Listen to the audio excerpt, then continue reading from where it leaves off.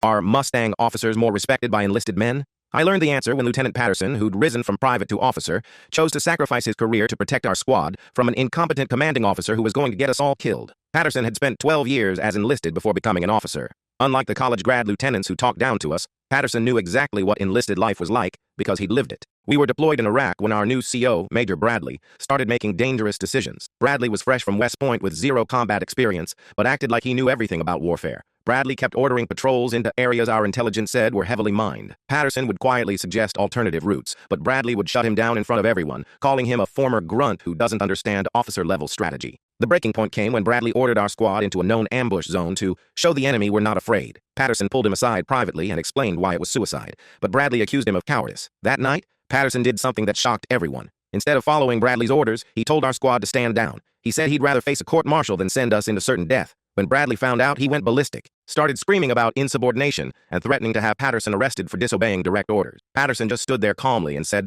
"Do what you have to do, sir." Bradley called for military police to arrest Patterson on the spot. As they were putting handcuffs on him, Patterson looked at our squad and said, "Sometimes being a good officer means protecting your soldiers from bad orders. Here's where it gets crazy." Every enlisted man in our unit stepped forward and said they refused to go on the patrol too. Then the other junior officers joined in. Within an hour, Bradley had a full mutiny on his hands. The investigation that followed revealed Bradley had been ignoring intelligence reports and making reckless decisions that had already gotten soldiers from other units killed. Multiple families had lost sons because of his incompetence. Patterson was cleared of all charges and actually got promoted. Bradley was relieved of command and transferred to a desk job stateside. The patrol route he ordered us to take was hit by an IED the next day that would have killed our entire squad. After that, every enlisted soldier on base would have followed Patterson into hell. He'd proven that he cared more about our lives than his own career advancement. That's the difference between regular officers and Mustang officers. Regular officers lead from rank and authority. Mustang officers lead from experience and heart. When someone's been in your boots, they never forget how much those boots hurt.